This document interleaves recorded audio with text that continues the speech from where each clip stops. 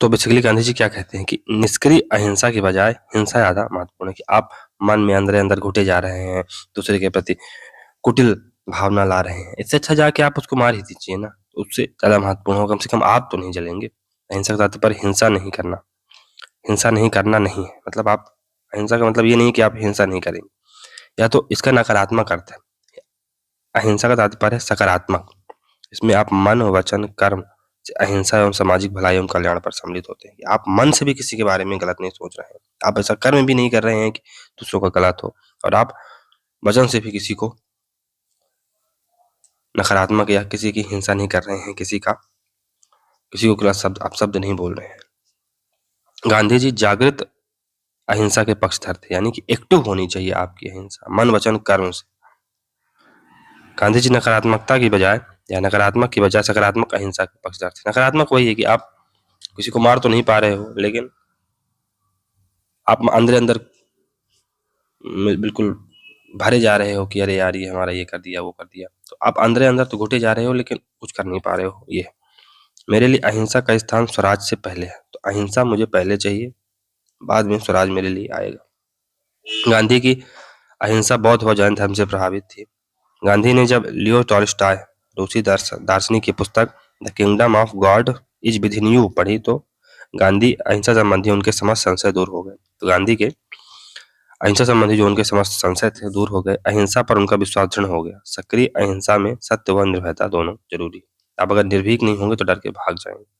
तो इसमें सत्य भी चाहिए, आप अपने सत्य के लिए खड़े कि हाँ अंग्रेजों, तुम जो कर रहे हो गलत है, मैं सत्य हूँ इसलिए मैं खड़ा हूँ, मैं भाग नहीं रहा हूँ। अगर मुझे जेल में भी डालोगे तो मैं मुझे जेल में डालना स्वीकार, लेकिन मैं भागूंगा नहीं। क्यों? क्योंकि मैं सत्य के साथ खड़ा हूँ। जो सत्य के साथ खड़ा होता है वो निर्भीक होता है।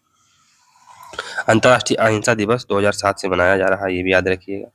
फिर गांधी जी ने अहिंसा के 3 रूप बताए हैं। जागृत अहिंसा यानी एनलाइटेंड नॉन वायलेंस, तो यह अहिंसा का सर्वोत्कृष्ट रूप है। यह बहादुर व्यक्तियों की अहिंसा है। इसमें व्यक्ति में प्रहार की क्षमता होती है, पर नैतिक दृढ़ता के कारण वह ऐसा नहीं करता। व्यक्ति के पास पावर है, व्यक्ति शक्तिशाली है, वो दूसरों को मार भी सकता है, लेकिन वो ऐसा इसलिए नहीं कर रहा है क्योंकि उसके पास नैतिक दृढ़ता है, वो आत्मिक रूप से मजबूत है। प्रबुद्ध अहिंसा वीर पुरुषों की अहिंसा होती है। अशोक वाली अहिंसा है, पावर है फिर भी नॉन वायलेंस अपना रहे हैं। औचित्यपूर्ण अहिंसा, तो यह असहाय व्यक्तियों के निष्क्रिय प्रतिरोध की नीति है। इसमें व्यवहारिक अहिंसा भी, इसे व्यवहारिक अहिंसा भी कहा जा सकता है। यह आंतरिक विश्वास नहीं, परिस्थितियों की मांग पर आधारित है। आवश्यकता पड़ने पर इसमें हिंसा का प्रयोग भी किया जा सकता है। तो रीजनेबल नॉन वायलेंस में ये होता है काइंड ऑफ निष्क्रिय प्रतिरोध की। अब आप अंग्रेजों से लड़ नहीं सकते हैं तो चलिए ठीक है, शांतिपूर्ण प्रदर्शन करते हैं। पर अगर कहीं आप लड़ सकते हैं या आपके पास पावर आ जाए तो आप जलियांवाला बाग का बदला भी ले लेंगे। तो ये बात है। कायरों की अहिंसा, नॉन वायलेंस ऑफ कॉवर्ड्स, तो यह सबसे निकृष्ट रूप है। इसमें कायर व्यक्ति संकट का सामना करने की बजाय भाग जाता है। गांधी के अनुसार कायरों की अहिंसा की बजाय तो वीरों की हिंसा ज्यादा सही। आप पीठ दिखा के भाग नहीं सकते, इससे अच्छा आप करिए या मर जाइए, दो चीज ही हो सकती है। तो आप पीठ दिखा के मत भागिए, ये सबसे घृणित किस्म की अहिंसा है। नेहरू अपनी ऑटोबायोग्राफी में लिखते हैं कि अहिंसा ही कार्य की सकारात्मक और गतिशील पद्धति है तथा यह उनके लिए नहीं जो यथास्थिति को स्वीकार कर लेते हैं। तो यह उनके लिए नहीं है जो स्टेटस को यथास्थिति को स्वीकार कर लेते हैं, बल्कि उनके लिए है जो एक्टिव रहना चाहते हैं, जो गतिशील रहना चाहते हैं, जो चाहते हैं कि परिवर्तन हो, जो चेंज को पसंद करते हैं। उन्होंने अशोक की भांति अहिंसात्मक राज्य का विचार दिया, जो विशुद्ध रूप से केवल रक्षात्मक होगा, आक्रामक नहीं होगा। तो केवल डिफेंसिव कार्य करेगा स्टेट, अशोक की तरह किसी पर आक्रमण नहीं करेगा आगे से या कैसे भी तरह से। यह स्वास्थ्य व शिक्षा को भी निजी पहल पर छोड़ देगा। स्वास्थ्य और शिक्षा भी प्राइवेट सेक्टर के पास चली जाएगी। यह बहुमत की बजाय 100 में से 99 के विरुद्ध 1 का होगा, यानी कि बहुमत का तो होगा ही, लेकिन अगर एक व्यक्ति के चिरहरण हो रहा है तो ये एक के साथ खड़ा होगा और 99 का काइंड ऑफ वध कर देगा। जिस तरह हिंसा के प्रशिक्षण में मारने की कला सीखनी होती है, उसी प्रकार अहिंसा के प्रशिक्षण में मरने की कला सीखनी होती है। गांधी जैसा बोलते हैं। अब सविनय अवज्ञा, सिविल डिसोबीडियंस, तो गांधी ने सविनय अवज्ञा की अवधारणा हेनरी डेविड थोरो से ली है। किससे ली है? थोरो से ली। अन्यायपूर्ण कानूनों को जानबूझकर तोड़ना ही सविनय अवज्ञा। तो नमक कानून, ये अन्यायपूर्ण, जैसे नमक में कर लगाया जा रहा था, अब नमक एक ऐसी वस्तु है जिसका सरोकार पूरे जनमानस से है। तो गांधी जी की जो साइकोलॉजी थी, हमने शुरू में भी कहा था कि वो एक स्ट्रेटजिस्ट थे। तो गांधी जी कोई और प्रोडक्ट भी चुन सकते थे, लेकिन नमक ही क्यों चुना? क्यों? क्योंकि नमक से हर व्यक्ति, गरीब अमीर, हर व्यक्ति जुड़ा हुआ, छोटा बड़ा हर व्यक्ति जुड़ा हुआ। इसलिए उन्होंने जानबूझकर क्या किया, नमक को चुना कि सब लोग इसमें फिर एकजुट हो जाएंगे। तो अगर हम अन्यायपूर्ण कानूनों को जानबूझकर तोड़ रहे हैं तो सबने अवज्ञा है। हम नहीं मानते भाई आपकी बात, हम तोड़ेंगे। क्यों? क्योंकि हम जो आपके कानून है अन्यायपूर्ण। सबने अवज्ञा का ध्येय है सत्ताधारियों का हृदय परिवर्तन करना, उन्हें विवश करना नहीं। तो आप सत्ताधारियों का हृदय परिवर्तन चाहते हैं। फिर गांधी के सबने अवज्ञा से प्रभावित लोग तो मार्टिन लूथर किंग हैं, बर्टन रसल हैं, नेल्सन मंडेला हैं, वर्तमान में अमेरिकी विचारक नोम चॉम्स्की भी हैं। तो गांधी ने रेल, वकीलों, डॉक्टरों की भी आलोचना की। गांधी का राम राज्य गांवों का एक संघ होगा, यही विलेज रिपब्लिक का कॉन्सेप्ट ही देते हैं कि एक गांव का एक संघ होगा। गांधी के अनुसार शहरों में व्यक्ति रहते हैं लेकिन गांवों में देवता निवास करते हैं। और उनका मानना था कि भारत की जो आत्मा है, जो भारत की सोल है, वो कहीं ना कहीं गांवों में ही निवास करती है। दार्शनिक अराजकतावाद यानी फिलोसॉफिकल आइडियलिज्म, फिलोसॉफिकल अनार्किज्म। तो गांधी राज्य, संस्थि व्यवस्था, बहुमत के शासन और मशीनी औद्योगिकरण के विरोधी थे। गांधी जी का जो राम राज्य है ये यूटोपियन है, काल्पनिक।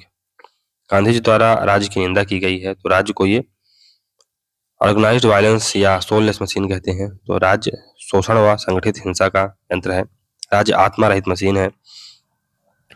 फिर राम राज्य राज्य विहीन व वर्ग विहीन होगा, जैसा कि मार्क्स ने कहा था। पर मार्क्सवाद साम्यवाद की स्थापना हिंसा व क्रांति से करना चाहता है, जबकि गांधी अहिंसा एवं ट्रस्टीशिप के द्वारा साम्यवाद को लाना चाहते हैं। संसदीय शासन की आलोचना की। तो संसद बांझ, महिला व वैश्या है। आज एक एरिकच के साथ कल बेलफोर के साथ होगी। तो मतलब आज किसी के साथ, आज बीजेपी के साथ, कल कांग्रेस के साथ। तो ये एक वैश्या की तरह है, एक बांझ महिला। पाश्चात्य सभ्यता की आलोचना। तो उपभोक्तावाद और भौतिकतावाद के कारण गांधी जी ने पश्चिमी सभ्यता को शैतानी सभ्यता कहा। क्यों? क्योंकि इसमें भोगवाद बहुत है, भौतिकतावाद बहुत है। तो यहाँ पर अगर इनकी नीड एक है तो ये खर्च कितना करेंगे, 10 करेंगे। तो इसी संदर्भ में गांधी जी कहते हैं कि जो मानव की ग्रीड है उसको सेटिस्फाई करने के लिए नेचर के पास सब कुछ है, जो उसकी नीड है उसको सेटिस्फाई करने के लिए प्रकृति के पास सब कुछ है, लेकिन मानव की ग्रीड को सेटिस्फाई करने के लिए उसके पास नहीं है, और 7 धरतियां भी कम पड़ जाएंगी।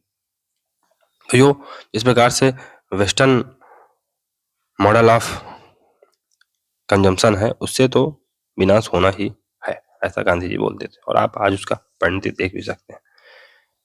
गांधी पैसिफिस्ट एनार्किस्ट है। तो ये प्रशांत अराजकतावादी, इसको देखते हैं। तो अराजकतावाद का सामान्य अर्थ है राज्य या राज शक्ति का अभाव।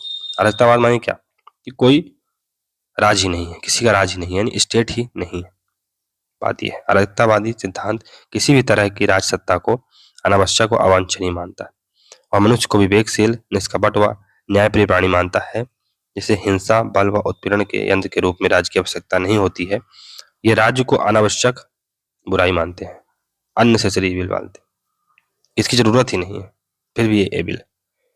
बुराई, हिंसा, उत्पीड़न के यंत्र, राज्य का अंत कैसे हो, इस पर विचारकों के मत हैं। तो ब्रिटिश दार्शनिक फिलिप गॉडविन ने जहां प्रबुद्ध राजकतावादी एनलाइटेंड एनार्किज्म का कॉन्सेप्ट दिया है, वहीं प्रोधा, बाकुनिन व क्रोपोक्टिन ये क्रांतिकारी अराजकतावादी यानी रिवोल्यूशनरी एनार्किस्ट है। ये हिंसा के माध्यम से एनार्किज्म लाएंगे, जबकि ये लोगों की चेतना को या लोगों को अपील करके अराजकतावाद लाएंगे, जो हिंसा क्रांति के माध्यम से निजी संपत्ति और राजसत्ता को समाप्त करना चाहते हैं। फिर गांधी जी रूसी दार्शनिक लियो टॉल्स्टॉय की तरह प्रशांत व दार्शनिक अराजकतावादी, यानी ये फिलोसॉफिकल एनार्किस्ट है। इनका मानना है कि व्यक्ति एक दिन इतना नैतिक, अहिंसक व आध्यात्मिक हो जाएगा, बल प्रयोग के यंत्र के रूप में राज्य की आवश्यकता ही नहीं। वही है, यूटोपियन है। इस तरह तो कभी कोई हो ही नहीं सकता, इसलिए राम राज्य क्या है, यूटोपियन है, जैसा कि प्लेटो का फिलोसफर किंग यूटोपियन था। गांधी का आदर्श है राम राज्य विहीन होगा, अर्थात गांधी राज्य विहीन प्रजातंत्र यानी स्टेटलेस डेमोक्रेसी की बात करते हैं, स्टेटलेस डेमोक्रेसी की बात करते हैं। इसलिए गोपीनाथ धवन ने गांधी को दार्शनिक अराजकतावादी यानी फिलोसॉफिकल एनार्किस्ट कहा। चलिए अब गांधी जी के एकादश व्रत को देख लेते हैं। तो हिंद स्वराज में गांधी जी ने सत्याग्रही को 11 व्रतों के पालन करने को कहा। 5 हैं सत्य, अहिंसा, अस्तेय, अपिग्रह व ब्रह्मचर्य। ये बेसिकली वही है जो हम लोग जैन धर्म में हम लोगों ने पढ़ा था कि आप सत्य बोलिए, अहिंसा करिए, अस्तेय यानी चोरी मत करिए, फिर अपिग्रह यानी आवश्यकता से अधिक इकट्ठा मत करिए, और ब्रह्मचर्य का पालन करिए। बाकी 6 हैं निर्भीकता, स्वदेशी, मेहनत की रोटी यानी शारीरिक श्रम, ब्रेड लेबर, कि आप अगर अपना भोजन कर रहे हैं तो उसको जस्टिफाई करिए अपने श्रम से, आप मुफ्त की रोटी मत खाइए। अस्पृश्यता निवारण, सर्वधर्म संभाव और संयम। गांधी जी मास प्रोडक्शन यानी पुंज उत्पादन की बजाय जनपुंज उत्पादन, प्रोडक्शन बाय मासेस के समर्थक थे, इसीलिए उन्होंने चरखा खुलाया। उन्होंने औद्योगिकरण का सपोर्ट नहीं किया है। क्यों? क्योंकि इससे क्या होता है, मास प्रोडक्शन होता है, एक बहुत ही बृहद लेवल पर उत्पादन किया जाता है। इससे क्या होता है कि जो रोजगार है या व्यक्तियों को इसमें न्यूनतर समझा जाने लगता है और मशीनें व्यक्तियों का स्थान लेने लगती हैं। लेकिन अगर व्यक्तियों के द्वारा ही उत्पादन होगा, हम कुटीर उद्योग लगाएंगे, हम लघु उद्योग लगाएंगे, तो इसमें काम कौन करेगा? क्योंकि ये उद्योग छोटे होते हैं कि इसमें मशीनों को आप लगाएं, इंस्टॉल करेंगे तो ये ज़्यादा मतलब महंगे हो जाएंगे, इसलिए लोगों के द्वारा प्रोडक्शन की बात करते हैं। तो गांधी जी श्रम की गरिमा के आधार पर वर्ग विहीन समाज की स्थापना करना चाहते हैं, जबकि मार्क्स निजी संपत्ति को समाप्त करना चाहते हैं। तो ये श्रम की गरिमा के लिए वर्ग विहीन समाज स्थापित करना चाहते हैं कि हर श्रम की वैल्यू है, चाहे कोई व्यक्ति नौकर हो, चाहे कोई व्यक्ति मालिक हो, दोनों के काम महत्वपूर्ण है, इसलिए एक वर्ग विहीन समाज आना चाहिए। लेकिन जो मार्क्स है वो निजी संपत्ति को समाप्त करना चाह रहा है वर्ग विहीन समाज बनाने के लिए। उपादर्श यानी विकेंद्रित ग्राम स्वराज। तो सेकंड बेस्ट स्टेट क्या है गांधी का? डिसेंट्रलाइज्ड ग्राम स्वराज। तो गांधी ने राजनीतिक शक्ति के केंद्रीकरण को हिंसा की शक्ति कहा है कि ये हिंसा की संज्ञा दी है। अगर केंद्रीकरण है तो कहीं ना कहीं हिंसा उसमें होगी। आप इतने बड़े समाज को, इतने बड़े देश को बिना डंडे के दम पे तो चला नहीं सकते। उन्होंने प्रतिपादित किया है कि एक विकेंद्रित राज प्रणाली ही अहिंसा के आदर्श के अनुरूप मानी जाएगी। क्यों? क्योंकि छोटा सा गांव होगा तो वहां पर अगर विलेज में सारी चीजें हो जाएंगी, विलेज ही सब सेल्फ सफिशिएंट हो जाएगा, तो वहां पर अहिंसा नहीं होगी। फिर आदर्श लोकतांत्रिक व्यवस्था को गांधी जी ने ग्राम स्वराज की संज्ञा दी है। उन्होंने ग्राम को राजनीतिक व्यवस्था की स्वायत्त एवं आत्मनिर्भर इकाई मानने पर बल दिया। फिर एक राष्ट्रीय राज्य के रूप में देश ऐसे स्वतंत्र ग्राम समाजों का एक संघ होगा, वही विलेज रिपब्लिक का कॉन्सेप्ट ये देते हैं। गांधी जी ने स्पष्ट किया है कि इस राजनीतिक व्यवस्था में प्रांतीय व राष्ट्रीय स्तर की व्यवस्थापिकाएं और कार्यपालिकाएं केंद्रीकृत शक्ति का प्रयोग नहीं करेंगी, क्योंकि वास्तविक विधायी या कार्यपालिका शक्ति तो ग्रामों व जिलों के स्तर पर ही प्रयुक्त होगी।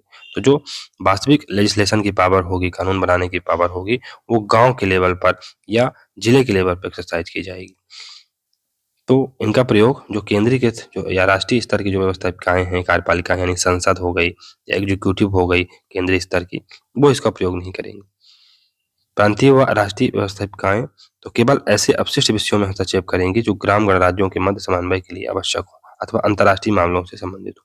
तो जो संघीय कार्यपालिकाएं हैं या प्रांतीय व्यवस्थापिकाएं हैं, ये किन मुद्दों पर हस्तक्षेप करेंगी? जैसे विदेश मामले, उन पर हस्तक्षेप करेंगी। रक्षा के मामले हैं, पुलिस जैसे मामले हैं, ये उन पर हस्तक्षेप करेंगी। ये लॉ नहीं बनाएंगी, लेजिस्लेशन नहीं बनाएंगी। ये व्यवस्थापिकाएं भी अपनी शक्तियों का स्रोत स्वयं नहीं होंगी।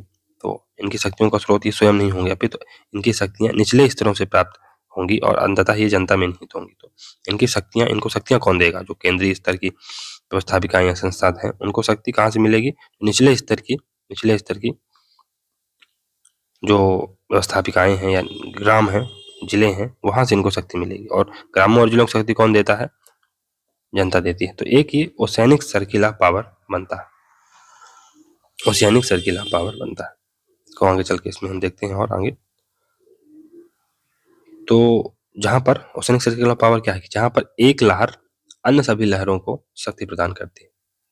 तो वही है, ग्राम शहर को शक्ति देगा, शहर राज्य को शक्ति देगा, राज्य केंद्र सरकार को शक्ति देगी। बात ये तो गांधी ने स्पष्ट किया है कि ग्राम राज्यों में थोड़ी मात्रा में पुलिस और सेना तो होगी, किंतु स्वरूप, उद्देश्य, साधनों और दृष्टिकोण आदि की दृष्टि से यह सेना पुलिस आधुनिक पुलिस या सेना की तुलना में गुणात्मक रूप से भिन्न होगी। तो इसका केवल काम होगा सुरक्षा मेंटेन करना, लॉ एंड ऑर्डर मेंटेन करना। ये हमारे हर प्रकार के गतिविधियों में काइंड ऑफ घुसेगी नहीं।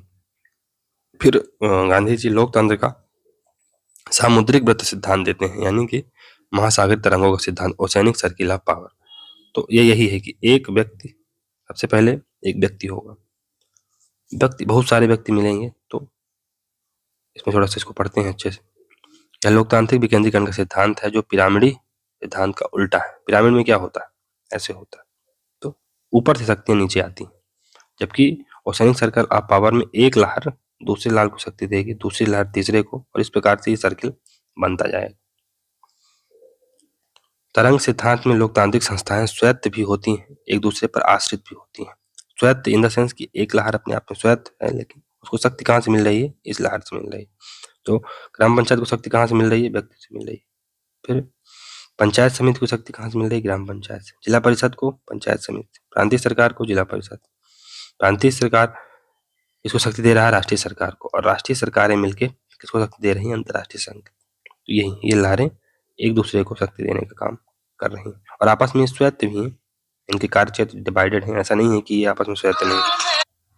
तो तरंग सिद्धांत में लोकतांत्रिक संस्थाएं स्वायत्त भी होती हैं और एक दूसरे पर आश्रित भी होती हैं, पारस्परिक निर्भरता पर आधारित होती हैं। ये संसदीय व दलीय प्रणाली की बजाय लोकतंत्र का गांव, तालुका, फिर जिला, फिर राज्य व राष्ट्रीय प्रतिनिधित्व होगा। गांधी जी केंद्रीय व्यवस्थापिका के प्रत्यक्ष चुनाव के खिलाफ थे। प्रत्यक्ष चुनाव नहीं होना चाहिए, डायरेक्ट इलेक्शन नहीं होना चाहिए, क्योंकि इससे उत्तरदायित्व में भ्रष्टाचार बढ़ता है। तो यही बात है कि आप व्यक्ति से लेके पूरा अंतर्राष्ट्रीय स्तर तक पहुंचेंगे। व्यक्ति से ग्राम स्तर पर, ग्राम से ब्लॉक, ब्लॉक से जिला, जिला से प्रांतीय स्तर, फिर राष्ट्रीय स्तर और अंतर्राष्ट्रीय स्तर। तो यही कि एक जो, जैसे समुद्र में एक लहर जब पैदा होती है तो बहुत सारी ऐसी तरंगे पैदा होने लगती हैं। तो ये तरंगे, ये लहर हर लहर को ताकत देती है। तो ये लहर इसको ताकत दी, ये लहर इसको ताकत दी, ये लहर इसको ताकत दी। इसी प्रकार व्यक्ति, बहुत सारे व्यक्ति मिलकर पंचायत को ताकत देंगे, फिर पंचायत, पंचायत समिति को, जिला परिषद को, प्रांतीय सरकार, राष्ट्रीय सरकार और अंतर्राष्ट्रीय संगठन। तो सत्ता और संसाधनों के बंटवारे से संबंधित गांधी जी की समुद्री तरंग रूपरेखा। तो इस व्यवस्था का केंद्रीय बिंदु है व्यक्ति। सत्ता का समस्त केंद्र स्वावलंबी ग्राम होंगे। तो ग्रामों में ही सत्ता का समस्त केंद्रीकरण होगा, इन द सेंस कि ग्राम जो सेल्फ रिलायंट होंगे। पंचायतों के पंचों का प्रत्यक्ष चुनाव होगा, जबकि बाकी इकाइयों का चुनाव अप्रत्यक्ष रूप से होगा।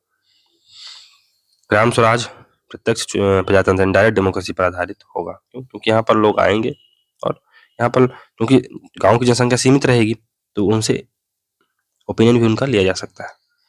गांधी के अनुसार इन वृत्तों की बृहत्तम परिधि आंतरिक वृत्त को नष्ट करने के लिए शक्ति का प्रयोग नहीं करेगी, वरन समस्त आंतरिक भागों को शक्ति देगी तथा उसमें स्वयं के लिए शक्ति प्राप्त करेगी। तो फॉर एग्जाम्पल बृहत्तम, अगर जैसे मान लो ये बृहत्तम काइंड ऑफ परिधि है, या इसको हटाओ, इसको बृहत्तम परिधि मान लो, ये राष्ट्रीय सरकार। तो ये जो राष्ट्रीय सरकार होगी, ये जो यहाँ के या ये जो परिधि होगी, इसको नष्ट करने का प्रयास नहीं करेगी, उसको नष्ट नहीं करेगी, बल्कि इससे शक्ति प्राप्त करेगी। बात यह है कि जो बृहत्तम वृत्त, इन वृत्तों की बृहत्तम परिधि आंतरिक वृत्तों को नष्ट करने के लिए शक्ति का प्रयोग नहीं करेगी, वरन समस्त आंतरिक भागों को शक्ति देगी। तो ये स्वयं भी शक्ति देगी इनको, चलो आप काम करो, डिसेंट्रलाइजेशन ऑफ पावर होगा। जो ग्राम पंचायत में क्या हो रहा है, पावर को नीचे लेवल पर दिया जा रहा है, हालांकि उसका आइडियल फॉर्म नहीं है, लेकिन फिर भी एक प्रयास तो किया गया। गांधी की अधिकारों संबंधी धारणा। तो गांधी ने अधिकारों को उन स्थितियों के रूप में परिभाषित किया है जो व्यक्तियों को कर्तव्यों के निष्ठापूर्ण पालन से सहज ही प्राप्त होना चाहिए। गांधी जी ने अधिकारों की तुलना में कर्तव्यों को वरीयता दी है, यानी आपकी ड्यूटी ज्यादा इंपॉर्टेंट है, अधिकार तो ठीक है मिल ही जाएंगे। उन्होंने कहा कि आदर्श लोकतंत्र में व्यक्ति अपने अधिकारों के प्रति चिंतित नहीं होते हैं, अपितु केवल अपने कर्तव्यों के प्रति जागरूक होने चाहिए कि हम क्या कर सकते हैं सोसाइटी के लिए। सोसाइटी हमारे लिए कर सकती है अलग बात है, लेकिन हम सोसाइटी के लिए क्या कर सकते हैं। अधिकार तो कर्तव्यों के प्रति समर्पण से स्वतः सजित हो जाएंगे। औचित्य और मर्यादा गांधी जी के अधिकारों की धारणा का मर्म है। उनका मानना है कि व्यक्ति द्वारा अधिकारों का उपयोग औचित्य की सीमा में होना चाहिए, कि मतलब एक लिमिट होनी चाहिए। वैसा नहीं कि आप जाके किसी को पीट दें या फालतू का काम करें। अधिकार भी एक लिमिट में होते हैं, इसलिए हमारे जो फंडामेंटल राइट्स हैं उनमें रीजनेबल रिस्ट्रिक्शन लगाए गए हैं। स्वच्छंदता विहीन स्वतंत्रता और नियंत्रणों की मर्यादा व्यवस्था गांधी जी के अधिकारों की धारणा, कि आप स्वच्छंदता मत करिए कि जिसको चाहा उसको पेल दिया, जिसको चाहा उसको ठोक दिया, ऐसा वाला काम नहीं। नहीं वो बेसिक शिक्षा सिद्धांत तो इनका वर्धा स्कूल एजुकेशन सिस्टम इन्होंने लागू किया था, तो शिक्षा मातृभाषा में होनी चाहिए, हस्तकला की शिक्षा, कुटीर उद्योगों की शिक्षा मिलनी चाहिए। तो बेसिकली गांधी जी कला की शिक्षा या कुटीर उद्योग की शिक्षा क्यों देना चाहते हैं? क्योंकि स्वरोजगार इससे पैदा होगा। आप ग्राम लेवल पे जाकर रोजगार पैदा करेंगे तो शहरों की ओर पलायन इससे रुक जाएगा। फिर बुनियादी शिक्षा योजना यानी वर्धा योजना समिति के अध्यक्ष कौन थे? डॉक्टर जाकिर हुसैन। यह योजना 1937 में आई थी। फिर वर्ण व्यवस्था, तो गांधी जी भारतीय चतुर्वर्ण व्यवस्था यानी ब्राह्मण, क्षत्रिय, वैश्य व शूद्र के समर्थक थे। क्यों? क्योंकि इससे क्या होता है कि कामों का बंटवारा अच्छी तरह से होता है, जो वर्गों का स्पेशलाइजेशन होता है वो अच्छा होता है। यही नहीं, दयानंद सरस्वती व अन्य सुधारवादियों के विपरीत ये वर्ण व्यवस्था को कर्म पर नहीं बल्कि जन्म पर आधारित ही रखने के पक्षधर थे। थोड़ा सा यहाँ पर ये निगेटिव एस्पेक्ट में चले जाते हैं। गांधी का मानना था कि वर्ण व्यवस्था एक वैज्ञानिक व्यवस्था है और वंशानुक्रम का नियम एक शाश्वत नियम है। अगर मनुष्यों ने अपने पैतृक कार्य छोड़ दिए तो इससे स्वाभाविक कार्य प्रतिभा का विनाश हो जाएगा। तो अगर नाई का बेटा, कुम्हार का बेटा अनुभवों का लाभ उठाकर जल्द विशेषज्ञ बन जाते हैं, तो देखिए अगर कोई नाई का बेटा है तो उसके पास पहले से ही अनुभव है तो जल्दी विशेषज्ञ बन जाएगा। ऐसे कुम्हार का बेटा जल्द विशेषज्ञ बन जाएगा। लेकिन आपने अगर अपना पैतृक काम छोड़ दिया तो आपकी जो स्वाभाविक कार्य प्रतिभा है उसका नाश हो जाएगा। इसलिए गांधी जी इसको कर्म के आधार पर नहीं बल्कि जन्म के आधार पर रखने के पक्षधर थे। फिर गांधी जी जाति व्यवस्था के भी पक्षधर थे, पर वो वर्ण व जाति श्रेणीबद्धता व ऊंच नीच के पक्षधर नहीं थे। तो ऊंच नीच नहीं होनी चाहिए, चलो ठीक है जाति व्यवस्था है तो है, लेकिन अब ऐसा नहीं है कि आप किसी के साथ बैठना ही बंद कर दो, या मतलब कुछ मिला के ऊंच नीच नहीं होनी चाहिए और श्रेणीबद्धता नहीं होनी चाहिए, हायरार्की नहीं होनी चाहिए। नहीं अब आप ये वाला काम है तो वही लोग करेंगे, या कोई जैसे मान लो जो कचरा फेंकने का काम है या कि जो सफाई करने का काम है एक पर्टिकुलर कम्युनिटी करेगी, ऐसा नहीं होना चाहिए। और ऊंच नीच का पक्षधर वो नहीं थे। गांधी जी स्त्री स्वतंत्रता, समानता और सशक्तिकरण के पक्षधर थे, पर वो स्त्री की आर्थिक स्वतंत्रता व पुरुषों के साथ प्रतियोगिता के समर्थक नहीं थे। तो वो घर को ही उसका कार्य क्षेत्र माना करते थे। ठीक है, आप संत हो जाइए, आप समानता ले लीजिए, आप सशक्तिकरण ले लीजिए, लेकिन आप पुरुषों के साथ प्रतियोगिता मत करिए। वो घर में ही अपना कार्य क्षेत्र में रहें और वहीं पर अपना काम धाम करें, बस ऐसा गांधी जी का मानना था। हालांकि अब आज की स्थिति तो घर के अंदर रहने के लिए बाध्य नहीं है, पर फिर भी गांधी जी ऐसा मानते थे।